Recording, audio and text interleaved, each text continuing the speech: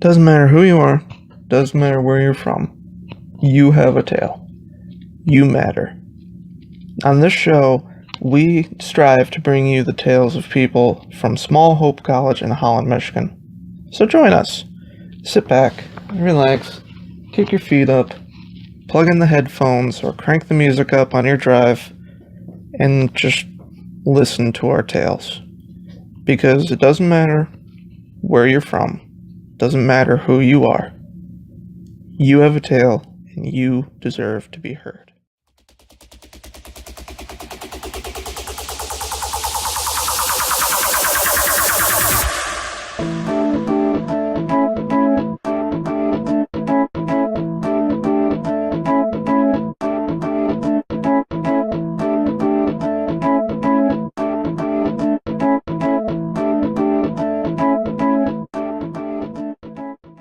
Ladies, gentlemen, and everybody else, welcome back to the Tales of Hope podcast.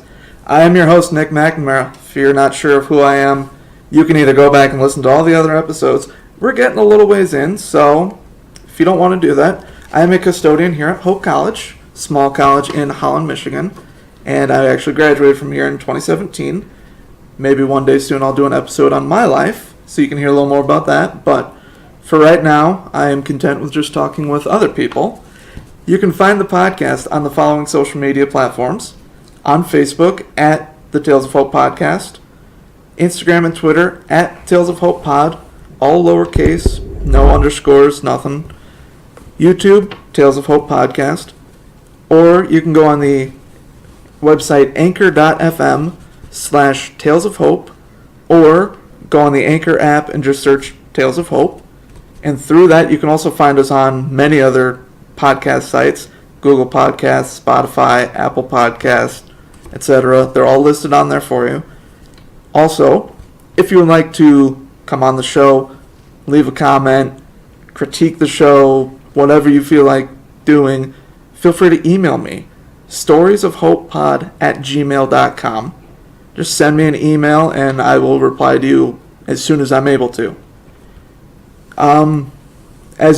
If you've been listening recently, you know we have been doing a Follower of the Week and a Podcast of the Week. So this week's Follower of the Week is actually not someone that I chose at random, because recently on our Instagram they have been liking a lot of our posts, supporting the page very well. So our follower of the week this week is Reader's World in downtown Holland. They can be found on the corner of 8th and River. Very nice bookstore. They have the well-known authors. They might have some lesser-known authors. They have a very wide range of choices for you. So you can find them on social media at Readers World Holland on Instagram. I'm sure if you look for them on Facebook, they'll be on there too. But to Readers World, thank you so much for the support. We really appreciate it here. And also, this week's Podcast of the Week. For those of you who are listening for the first time, I like to talk about a podcast that I listen to.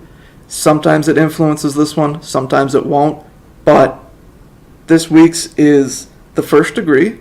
And I promise, because this is a crime podcast, this does not influence the show in any way. It is hosted by Jack Vanek, Alexis Linkletter, and Billy Jensen. Each week they talk about a true crime, more often not a murder, and they will bring on in an interview, either by phone or in person, a person who is associated with either the crime, they witnessed it, or they know the criminal, they know the victim. So they give kind of a first degree perspective of it. Really interesting way of doing this. You can find it, I find it on Podcast One, but I believe they're also on Apple Podcasts. So that is The First Degree. And now, to introduce our guest this week, a man who I have known since my freshman year, all the way back in 2012. A man who has a bit of a link in that his wife is from my hometown. And as I look at the notes that he gave me, a man who has done a little bit of everything in his life. So, ladies, gentlemen, and everyone else, it is my privilege to bring the one and only Mark Lewison onto the show. Thank you, thank you. So, take us all the way back to the start. Yeah. Let's see, for podcast listeners, I'm a writer-editor type, so I will remind you that Tales of Hope is not about dragons, so make sure you spell it Tales.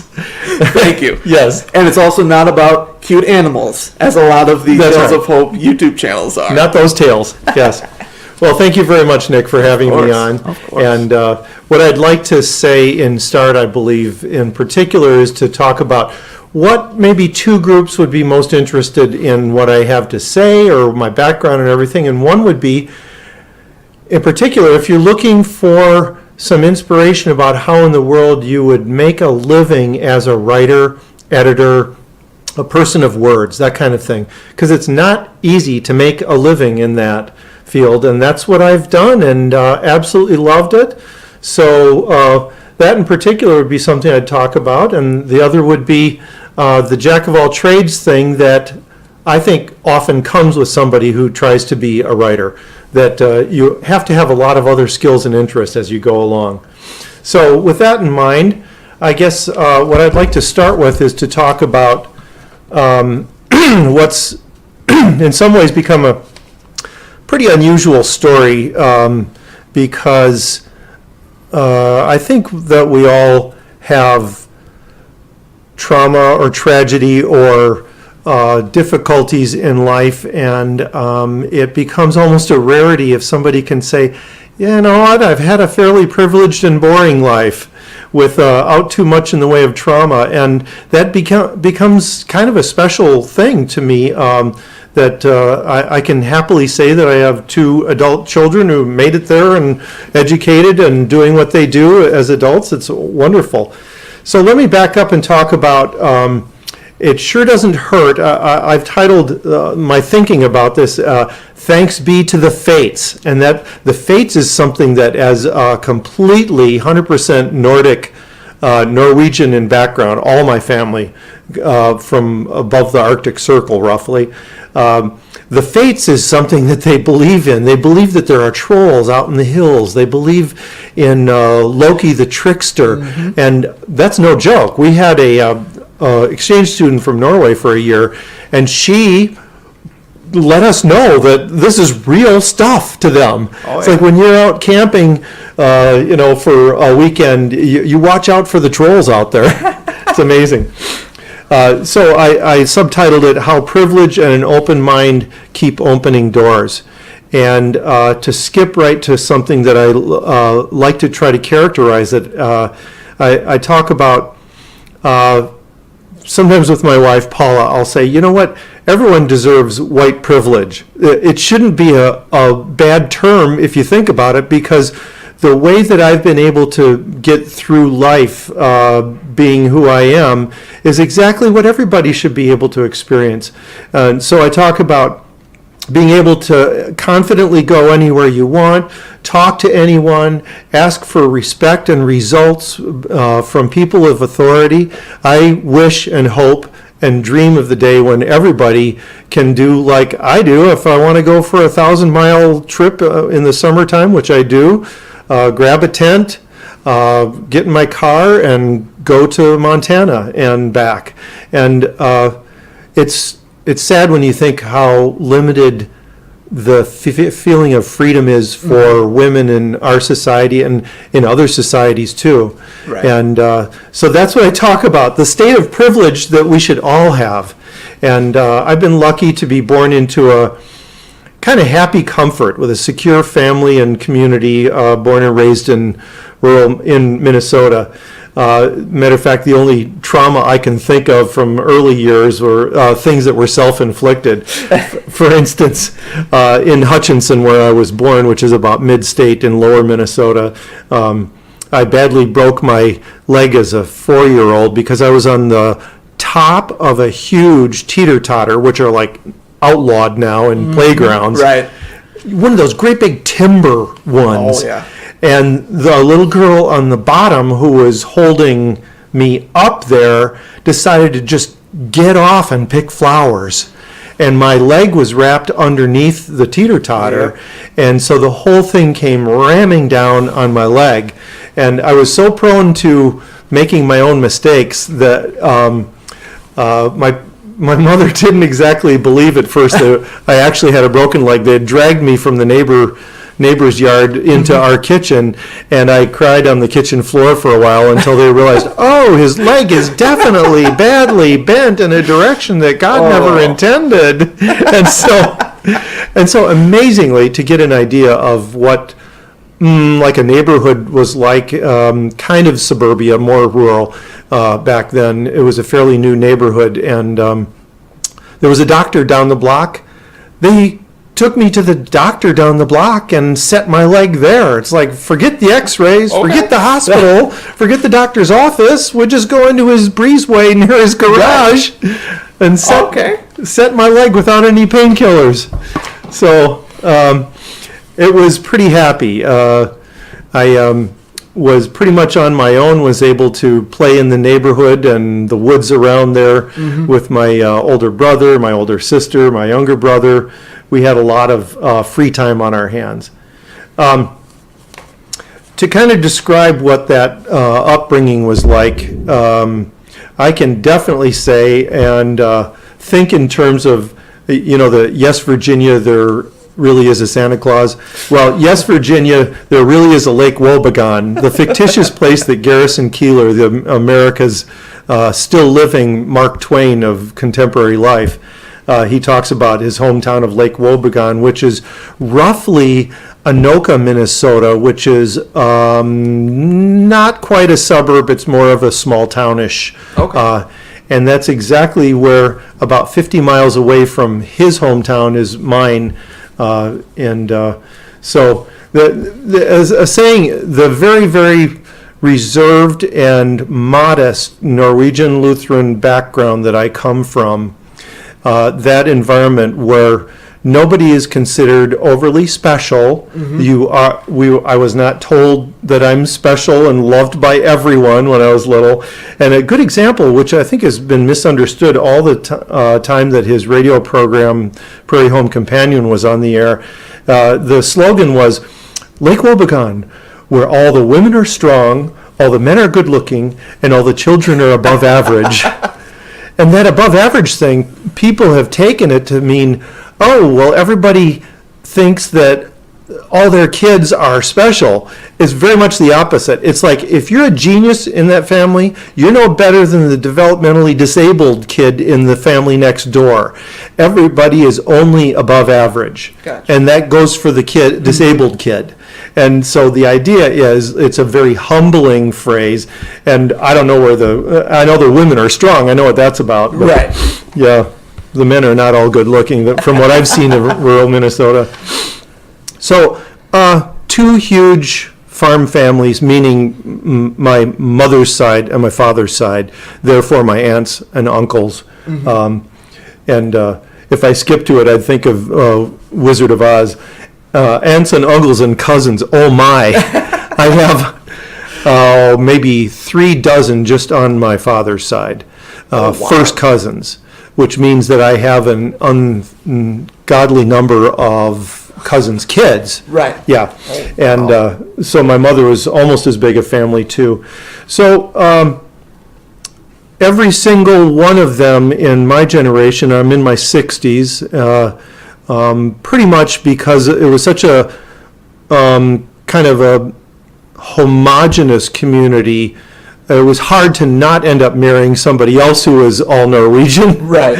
And so I can say that I'm, and when we did the DNA testing, it came out that way too. It was like, well, yeah, 100%. So because we were all from right around or above the Arctic Circle in coastal Norway. Okay. And what's interesting about that is that I found out, for instance, at our son's wedding near Belize closer to Guatemala in the Caribbean, when we went to his wedding in a couple years ago now, just inside of Mexico, that I did not have the genetic, what would you call it, tribe immunity, that almost the entire world has had some genetic exposure to things like seaweeds that are in the tropics or even the subtropics, that kind of thing. Right. So everybody goes swimming before the wedding. A couple days we were there early, and they all swam through the seaweed and everything. Yeah. And I swam through the seaweed, and in about 6 hours, I was covered with reaction to it, like hives, you know. Like every place where it even touched, it was like across my face. And so, and they couldn't figure out why I reacted so badly. It was clearly what it came from.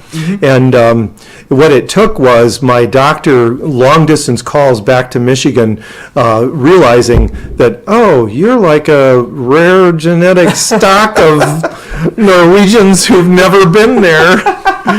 So it was very strange. And the funny part of that too was that we had to call in a hotel doctor, you know, a doctor from this small area in Tulum, Mexico, and he comes on a motorbike with this huge backpack full of drugs. And so he had exactly the drugs I needed, including a shot, and I felt better soon and looked better soon and wore makeup during the wedding for our son and new daughter-in-law.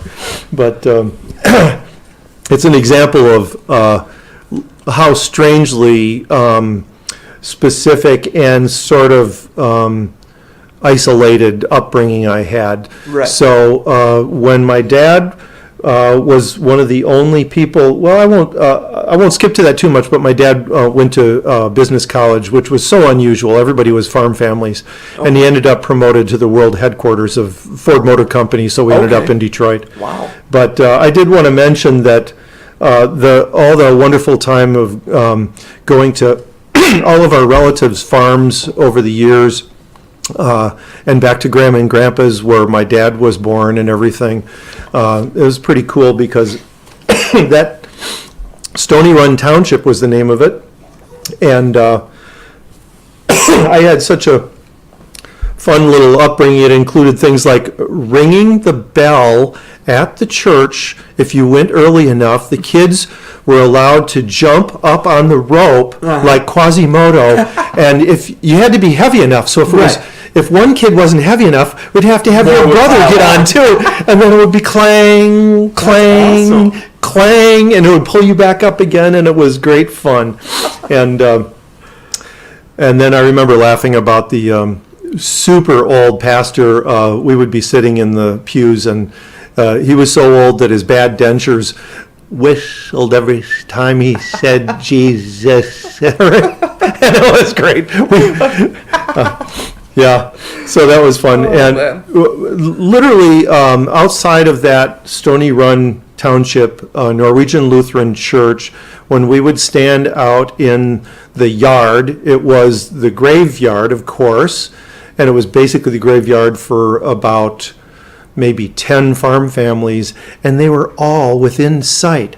So when I stand, like today, at my mom and dad's gravesite, let alone Uncle Orville, let alone Uncle Bennett, let alone Uncle Stanley, let alone Aunt Sylvia or Sunniva or Ingeborg, I am looking at our farm of 150 years just down the rise. I can see the Oftedals and the Kvams and the others, and look at their gravestones right there too. And in my dad's retirement and old age, my mom died a little young. We were all caretakers of the cemetery. It was kind of fun. And if over time a 100-year-old tombstone would get a little rickety, and so we'd sturdy it and everything, and it was fun. We enjoyed that. So that's a little bit of my background going back a ways. I never did a proper job of introducing myself as the director of the Writing Center at Hope College and the faculty advisor for the student newspaper called The Anchor, which has been around for 100+ years. And it's a weekly publication, and both print and online.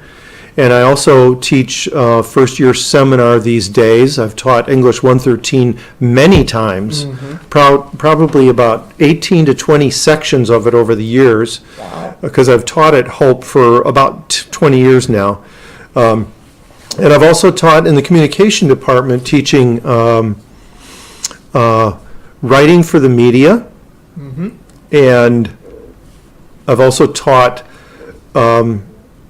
regional voice in the contemporary American novel, which is one of my favorite subjects. My second career being, after my 30 years in writing and editing, my second career in college really opened, the doors open in particular when I enjoyed fiction after so many years of nonfiction as a journalist. So I'll get to that. But chronologically, again, I would mention that my dad was the youngest, next to youngest of 7 children, and so he was not needed out in the farm fields as much. Therefore, he learned a lot more Norwegian than his older brothers and sisters because they were out in the world more, but he was in the kitchen helping Grandma and Great-Grandma Sunniva and Alfhild with feeding the huge farmer lunches and things. Yeah. So you need your coffee break, you need your lunch, and so he became quite a cook over the years, and also learned a lot more Norwegian than his siblings. So that was fun. Oh yeah. And when he finished high school, maybe still 16, then he went to Minneapolis, the only kid who went on to something beyond high school, and several of his siblings only made it to like 8th grade. And he went to the Minnesota School of Business, which was a very good one, and he didn't even have to finish because they liked in his last semester how he was doing. They found him a good job at Minneapolis Moline, which Henry Ford became very excited about and bought it to start Ford Tractor. Gotcha. So eventually, years after the war, when he came back to the same line of work, which was really common, they credited him seniority for all of his years with Minneapolis Moline, which was nice too. So he was at Ford Agriculture, as they called it, Ford Global Agriculture, for many years. So my dad's youth, like a lot of people in exactly that age bracket, was just used defeating Hitler. I mean, his whole youth, it was just not gone, but it was spent in a completely different way. I mean, so he was 19 maybe when he went in, and he floated around, especially the Pacific, but all around the world for 4 years as the head radar sonar man on a destroyer, escorting in supply lines to England and all around the Pacific. His destroyer was sunk. He floated around in the Mediterranean on a life preserver, and that was his youth. That was, luckily he got some business college in before the war. Right. And before he had left, or at the beginning of that time, a couple of families locally in the farm family said, "Hey, Henry, you should meet this young Irene. She's quite a bit younger, so if you happen to see each other at the Christmas pageant at church," and sure enough, they wrote for 4 years, and they married almost immediately when he got back, and that was just wonderful. It worked out really well. Oh yeah. So that was Mom, and the real years of privilege, in a sense, came when Dad, in his being very astute as a marketing guy in agricultural equipment, when he was promoted to the world headquarters in Detroit area for Ford, then we got suddenly suburbia and really cool education and surroundings in suburban Detroit in Birmingham Bloomfield Hills, which is a very, very nice area. Yeah. And so that's where I learned a lot about education and really valuing it. And it was an era of so much politics, so much going on with the Vietnam War, that as my sister moved to Ann Arbor for University of Michigan, my older brother the same, then me, then my younger brother, and so we all ended up in that very political climate of Ann Arbor, Michigan, where they started some of the most important anti-war groups that really made a difference. And I was not a fan of a war halfway around the world that just didn't have enough reason for me. Right. So even before that, in the 1967 riots in Detroit, I actually, with some buddies, drove down kind of close to it. I was not a driver age by then, but I was pretty shocked by the race riots, and I wrote a poem that ended up winning National Junior Scholastic Writing Awards. Wow. And so that was published nationally and became kind of a watershed where I realized that writing would be something interesting to do. Right. So that was an important moment for me. I was active in the Boy Scouts with my brothers and dad, because we all enjoyed the outdoor life, and that kind of came to a halt when I discovered girls. So had so many jobs in high school. I always enjoyed also working, and so everything from teaching horseback riding lessons to working at a saddlery for Western and English riding. Okay. And any kind of, like, I had a couple of custodial jobs, and anything that came along, I was willing to try. Yeah. Good. Awesome. My father even helped with my conscientious objector status because the draft was on. 50,000 young men died during the war, 250,000 were severely wounded, and 500,000 came back addicts from Southeast Asia. And I had very little interest in doing that. I was perfectly willing to go there as a medical help and that kind of thing. So conscientious objector. I think my dad knew that he didn't understand that whole era. It was really hard for him to understand. Right. But he was totally behind me because I think he knew that I knew that he knew that I would pick up a gun in World War II just like he did. Well, actually, he was in the Navy. Didn't have to do. His guns were like huge. Bigger than what you would have used. Yeah. But I think he knows that I would have been a lot different reaction about that war, that's for sure. So to a little bit of self-education, my parents were very willing to let me make my way in the world, and so my dad actually drove the first 100 miles when I decided before my senior year, and then again after my senior year, to just hit the road with all of the kids who were doing that. A backpack. I just hitchhiked all the way across America and up the West Coast from San Francisco up into Seattle and Vancouver. I was trying to get to Canada, I was trying to get to Alaska, but, and I still had plenty of money. Before the internet and before other forms of currency and everything, American Express had traveler's checks. Okay. And what you'd do is you'd buy for $100, you'd get $100 of traveler's checks, and it was a little fee, like $2 or something, to get it. And you'd keep a copy of it at home, and you'd take a copy with you. And if you lost those, you could get on their 1-800 phone number, and they'd negate all those and send you new ones. Okay. So I looked like a poor hippie, like all the others at the freeway intersections. So it was kind of like an Into the Wild sort of thing. Yeah, I looked the part, but in fact, anytime I needed to, I could go get a motel room and a shower and go eat really well. Because I had worked very hard and come up with a good amount of travel money both of those summers. Yeah. So I still had some job part of the summer, but most of it was spent on the road. I especially enjoyed Denver and Aspen up in the mountains and everything. Yep. So I get to Vancouver in British Columbia and was still headed farther north, but there was a anti-war riot there, and a lot of times the protests that I went to turned into riots because either we misbehaved, some throwing rocks, but not that common, but it was very common for the cops to decide it was time to attack with billy clubs and tear gas.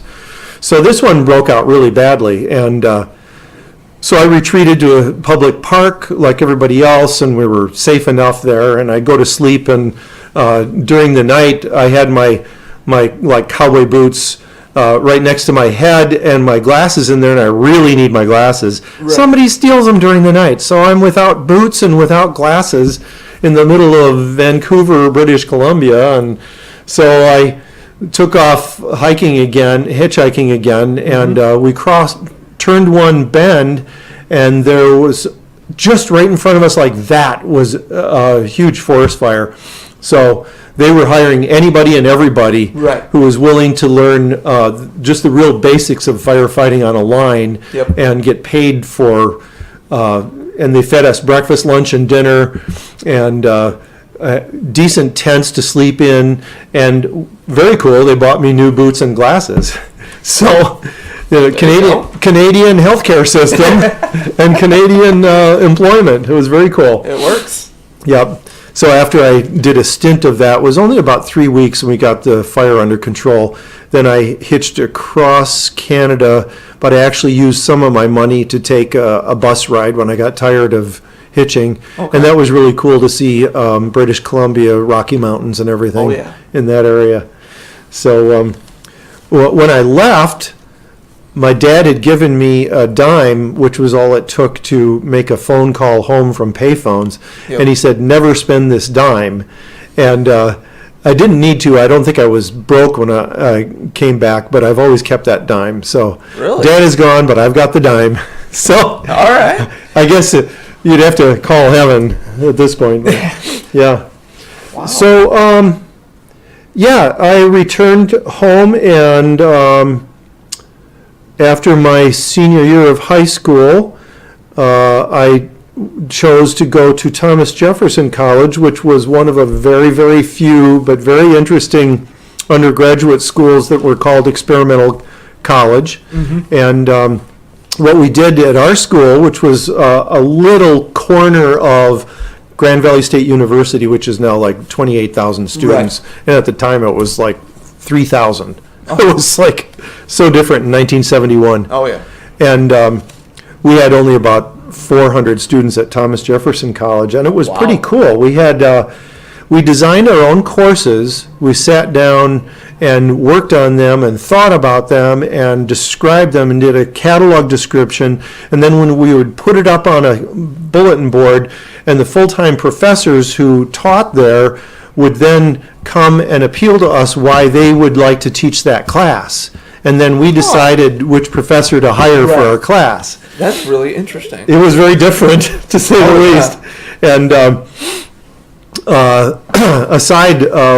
a year later, in a class that I helped design called The History and Politics of the Poor in America, meaning even before America, Charles Dickens had to convince people that the poor didn't deserve to be poor necessarily. They didn't deserve their disease. They didn't deserve to be living on the streets, because generally in that era, it was all your fault. And a lot of that carried over to America too. And so this course was called The History and Politics of the Poor in America. And one of the students who and we happened to be holding it in Grand Rapids because we ran out of space in the Grand Valley campus in Allendale, Michigan. And so I had a car, and a couple of young women who had signed up carpooled with me. And one of them was a girl from Niles, Michigan, named Paula Wetzel. And we didn't know each other too well, but that's where we met, and she ended up being my wife now of 42 years. Wow. So we met in that class, which was pretty cool. Especially since she went into a career in law and got her degree in legal administration. And worked for a number of years in legal services, helping the poor with their legal issues.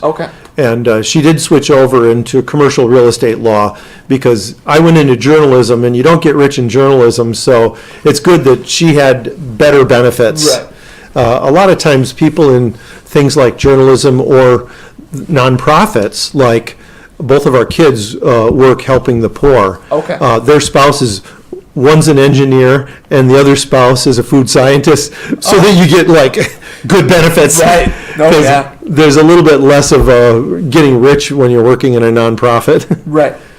So I know my wife has always felt proud that I was in journalism during some very interesting eras, and Right. Oh, yeah. and I was very proud of her to help with better benefits than I got.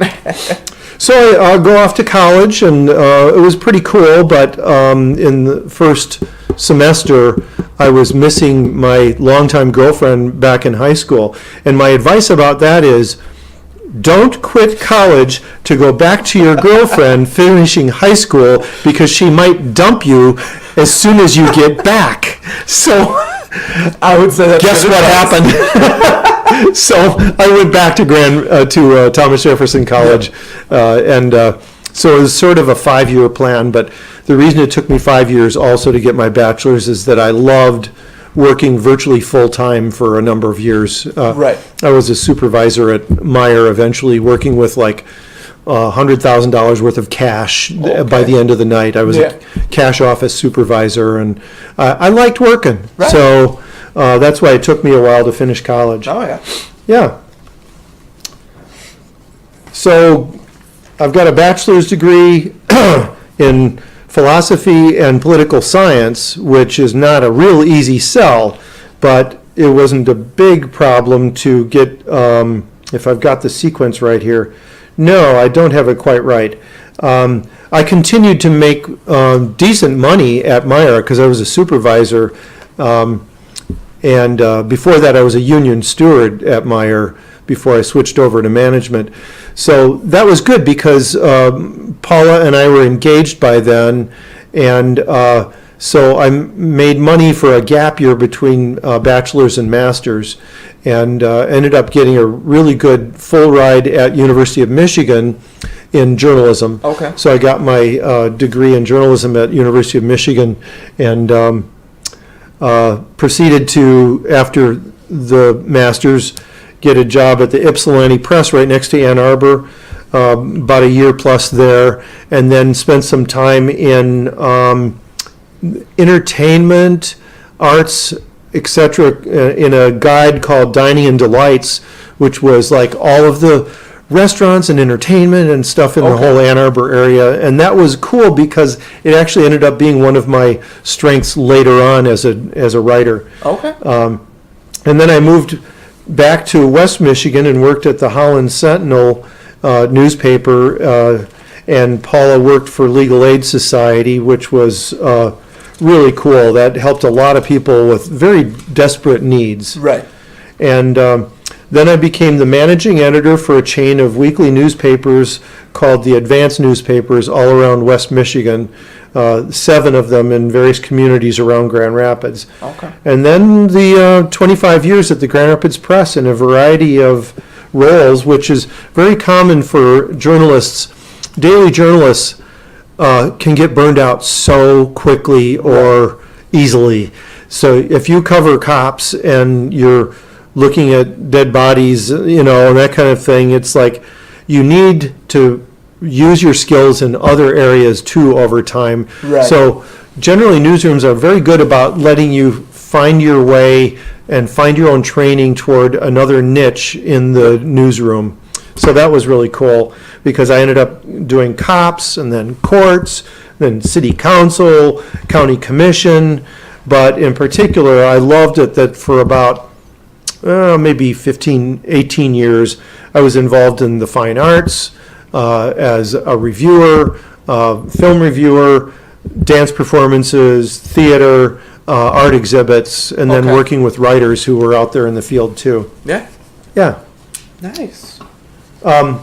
Being a desk editor sounds like the height of boring to some people, but I ended up appreciating and learning to appreciate my writers. Mm-hmm. So a certain number of writers at the Grand Rapids Press were kind of assigned to me at any given time. If I was on vacation, then they went to somebody else. But basically a desk editor before the internet was a person who you knew for 9-10 hours on a given day was going to answer his or her phone, Yep. be there on deadline, take dictation if needed, or they would transmit on Radio Shack, Tandy, things. Yeah. And so my job was to be a desk editor, a proofreader, copy editor, making it virtually ready in not just one person, but mostly it was my job to make it publication ready. There was always a quick backup person on deadline for me. And then after deadline, because there were multiple deadlines at newspapers, they could stop the presses temporarily and fix a couple of plates where there was a problem. Yep. But it had to be a major problem because they wouldn't correct it for typos, so typos were back on me, Right. But if it was something major, they would stop the presses. And that was like a cheap thrill. Is occasionally I would stand up because it was a big mistake and yell, "Stop the presses!" And it was like, "Ooh, such power!" But it was also like a huge expense. The back shop union guys would all make a bunch of bucks, and it would be on me. So the editor didn't exactly love that. So I had a wide range of writers over the years, and for instance, Dave Nicolette was, in a way, somebody I'd consider a bit of a hero because he literally found a way to have multiple careers within his journalism career. He was the main news editor, and then he was some other kinds of editors, and then he was theater editor, and then a reviewer, and by then he was like 80 years old plus, still working full time. And then at about 83, his wife was getting sick, and so he started working less than full time, and then he died with his boots on. I mean, he was like, I don't know what night it was, whether he was on duty, but I thought, well, that's pretty cool. He had gotten down to maybe 18 hours a week, and because we figured out a way to pay people accordingly. And so I thought, well, that would be kind of cool if I could work forever. So he literally died on the job. Yeah, exactly. And Sylvia did the same thing. She was like the artist in West Michigan who taught generations of people how to be good painters too. And she kept on painting, but also became a really important art critic. And I was her editor, and she died at 90-something and was still occasionally had enough energy to write occasionally. So, and then some well-known authors that passed through and became quite famous after they left the Grampins Press. So that was kind of fun, and it was, in a nutshell, I always thought that I would be there more than just 30 years of journalism, but with print media changing so drastically that by then I was in my 50s and paid too much, and so they would offer me a buyout because they started cutting pay for bachelor's degree only. I had a master's, so they'd want somebody young in, so they would try to give this tempting buyout for me. I said, no thanks. A year later, they said, here's a better buyout.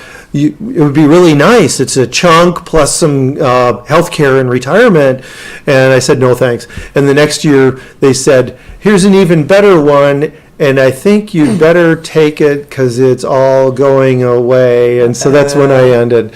And that was about 6-7 years ago now. But I'd already started teaching in college a lot, and they knew that, which was unfortunate because they knew I was like a target, And so it worked out fine because I was full-time almost immediate. Well, the main thing was I said, okay, I'll take your buyout if the next day you hire me back part-time because I still loved my job. And so they said, don't tell anyone until it actually happens because a bunch of people were going to be taking buyouts. So we all said goodbye, and I skipped the goodbye party, and they thought I was just so heartbroken that I didn't want to go. But the fact was, I showed up the next day as a 18 hours a week, good part-time job. And I had that for years. So that was cool because I didn't want to leave, and they needed people who had good experience. So that was cool.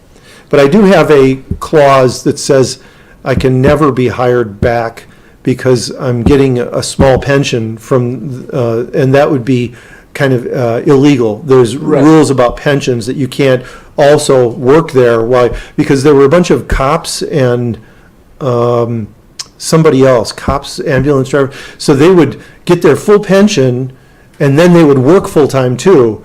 And the public was really paying way too much Right. for that. No, yeah. Yeah.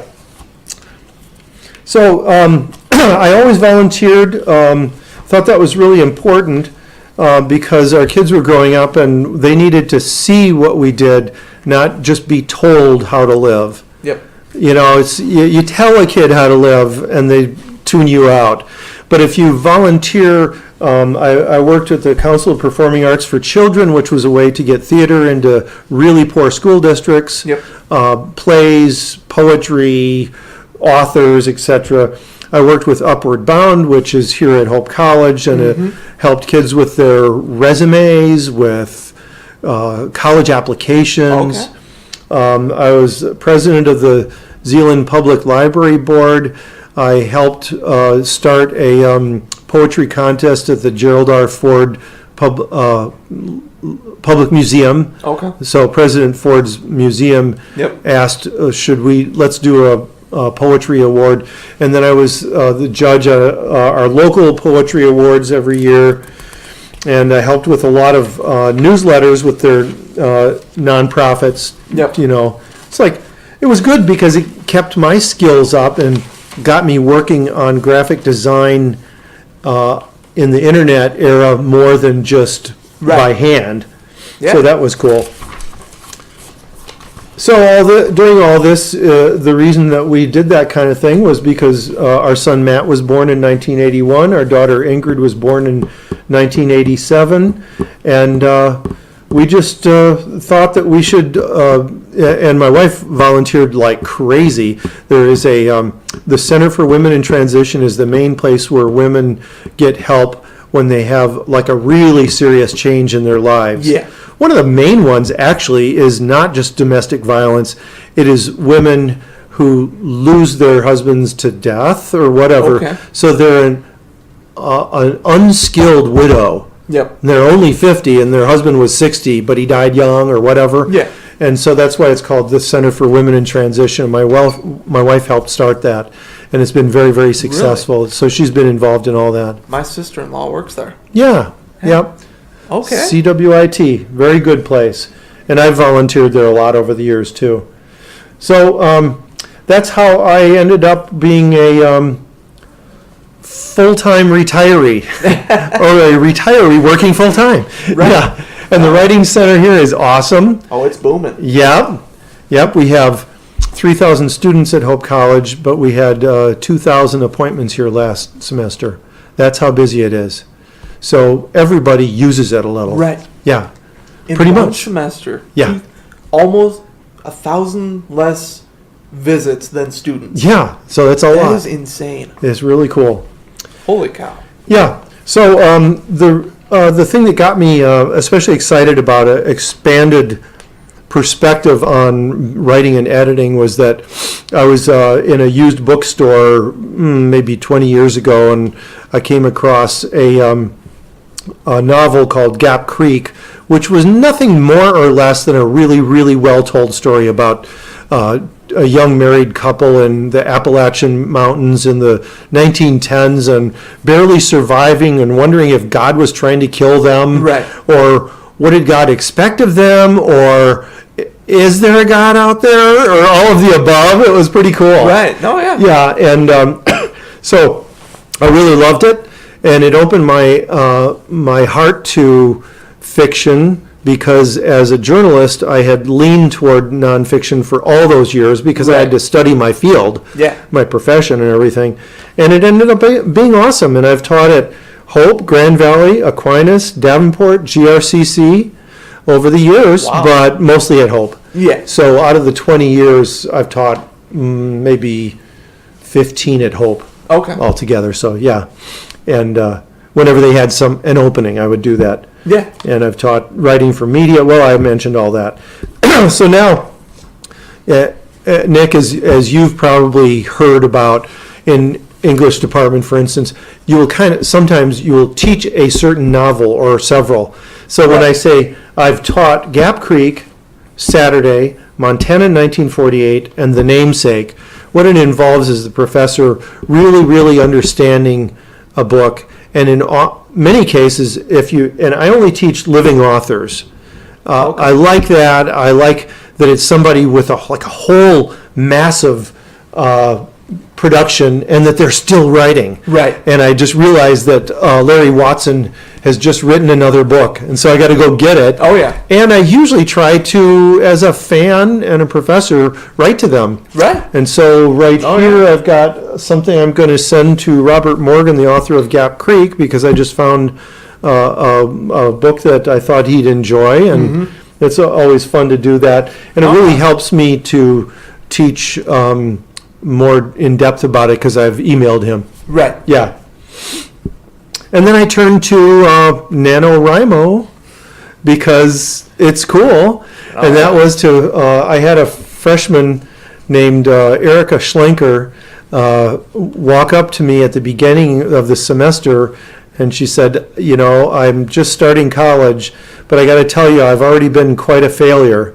And it makes me kind of sad. And I said, okay, what have you been a failure at? And she goes, well, I've failed to finish that novel writing month in November where you write 50,000 word novel and then you get like a certificate if you finish it, right. In time, which is 1,662 words a day averaged out. Right.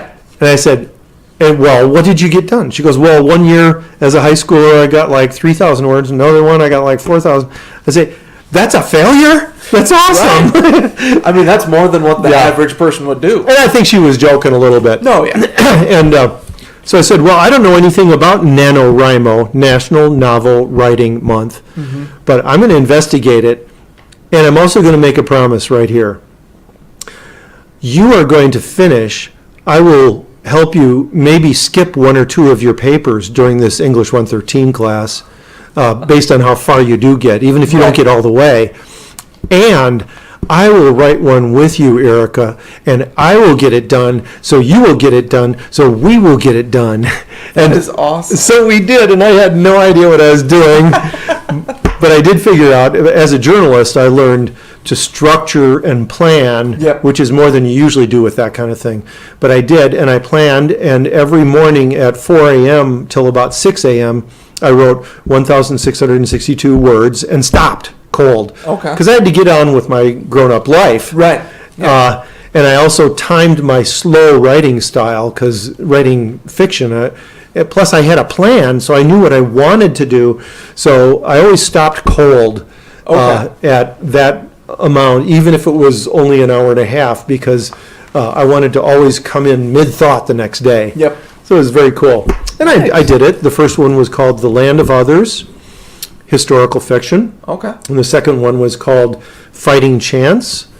And that one is not done because it ended up being much longer than 50,000 words. Okay. So that one I've still got so it might be 100,000 when it's done. So, which is that's a typical length. That would be like a 240-page novel. Wow. Yeah. So I'm working on that. Now, is that something that you would think about publishing? Yeah, well, the first one is on Amazon if you wanted to buy it Kindle-wise. They never said, we'll publish it. It's just like on there for $3.95. Yeah. Yeah. So then, getting that under my belt, I felt happy and confident to have full-length, long-form authors approach me about working on their novels. So now I've been the editor on 4 novels by Kate Moynihan. They were young adult fiction. Charles Cutter does like murder mysteries. I've done 2 with him. Okay. And right now I'm working on a master's thesis final version, which is only about 60 pages, but it's on portable nuclear devices to make electrical production for an isolated community like in Tibet or something for not-for-profit because we shouldn't turn our backs on nuclear technology if it can be made clean. And what he's talking about is a way where all of our spent nuclear fuel is sitting, it's moderately powered, or rather it's not highly radioactive, and that's what these reactors would actually use. It would Okay. consume our waste. It's awesome. That's really cool. So I'm working, yeah, and I don't know the science. He needs somebody, though, who's a Right. non-scientific editor, too.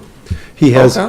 He's at the Naval College in Monterey, California, and so it's being done under the auspices of the government. Okay. So it's very interesting. No, yeah. Yeah. And to kind of enrich my writing, I've been to Norway. That was cool because I went as a kind of a work exchange with a newspaper in Norway. And Okay. So got to meet the Crown Prince. He'll be the king someday, so that was cool. And I haven't traveled widely, but I've been to Mexico, Canada, especially love Toronto and Montreal. Okay. And other than that, when our first grandchild comes in March, yay, right during my spring break, Right. we're looking forward to meeting little Finn. It's a boy, Okay. Finley, and our kids are both in Seattle.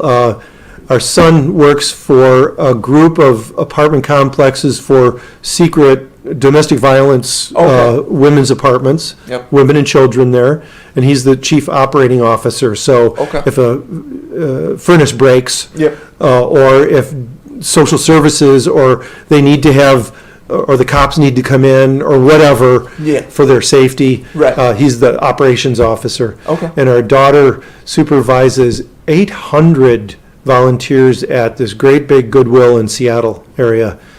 So she's got her master's in nonprofit management and Nice. very cool jobs. Yeah. So that is the story. I don't know what more I can say because I have sort of a protected, easy, privileged life. Thank you very much. But, and it's funny because one of my first guests was Mike Donato. Uh-huh. And Oh, great. I said to him, like, can we start calling you Hope's Most Interesting Man? Because of, Yeah. his travels and all the stuff he's done. And it's like, Great. I'm sorry, Mike. I'm going to have to move that title onto you because Yeah. it just feels like you've done much more Uh-huh. than the years you've lived. Yeah. Yeah. Just, Oh, and all you have to do is read the biography of some incredible person out there, and it's like, well, Mark, you haven't done anything yet. Right, exactly. It's always so humbling. yeah. It's No, so yeah. humbling. Yeah. God. No, Yeah. that's because, I knew you obviously when I was a freshman. Yeah. And I don't think I ever would have guessed, all of this. Yeah. And it's funny because when you called me a few days ago and we were talking about this, Yeah. you were like, oh, with my journalistic way of Yeah. thinking and writing, it's going to be 25 minutes tops. Yeah. And right now we're at about 56 minutes. Okay. But, And that was my mental break off too. It was Right. about an hour. no, yeah. But, Cool. no, wow. This was a lot, and Thank yet it doesn't feel like a lot. Yeah. Good deal. Oh, yeah. And, it's funny when you were talking about the beginning, when you Mhm. broke your leg. Just recently, you did Yeah. the same thing. Just That's not on a right. teeter-totter. That's right. No, it was on a step ladder and it was pretty bad. Yeah. So- That put you out all summer, right? I was in a wheelchair 2 summers because of operations to Okay. get better. Yeah. I'm getting there, but it hurts. Oh, yeah. Yeah. So, to wrap this up, I have everyone do 2 things. So, the very first thing I want you to do is write a letter to your college freshman self. Mm-hmm. And just kind of, what do you want them to know that you've learned in all these years and all these experiences that you've had? Dear me, college freshman, number 1, don't drop out for your girlfriend back at home. Very true. And number 2 is never say no to anything. Figure out how yes can work. Because I have said yes to so many things. Right. And I rarely regret it. Right. Yeah. Nice. Yeah. And then finally, I want you, on a scale of 1 to 5, 1 being this life is nothing like I thought it would be when I was growing up, 5 being, this is everything that I thought, where would you rate your life Very close to a 5. It is just awesome. And again, it's embarrassing that I could say that, because it means that I haven't had tragedy. I haven't had, things Right. that, my mom died suddenly at 57. That was so sad, but it wasn't terribly tragic. We loved each other so much. Right. We all admired her. We talked about our love, and then she was gone, but it's okay because she's still with us. Right. Yeah. Okay. So I'm lucky. Yeah. Yeah. No, yeah. Well, Mark, thank you so much for coming on. Thank you, Nick. This was amazing. This was a pleasure. Well, for all the listeners, I hope you all enjoyed it. I'm sure you will. Again, if you guys are wanting to find us on social media, you can find us on Facebook at Tales of Hope Podcast, Instagram and Twitter at Tales of Hope Pod, all lowercase, YouTube at Tales of Hope Podcast, and on anchor.fm/Tales of Hope, or on the Anchor app. You can find us just by searching Tales of Hope. And again, there will be a way through that for you to find us on all the podcast places. And finally, if you would like to come on the show, I'm always looking for new guests. If you would like to write in and leave a comment, leave a critique, something I could do better, anything like that, send an email to storiesofhopepod@gmail.com. And as we always say as we wrap up these shows, you can be a college janitor like myself. You can be a Mr. Do-It-All like Mark. Doesn't matter where you are. Doesn't matter what your life has been like. Doesn't matter your tale. You have a tale to tell. Everyone deserves to hear it, and you deserve to tell it. And here on the Tales of Hope, that is exactly what we do. So I will talk to you guys next week.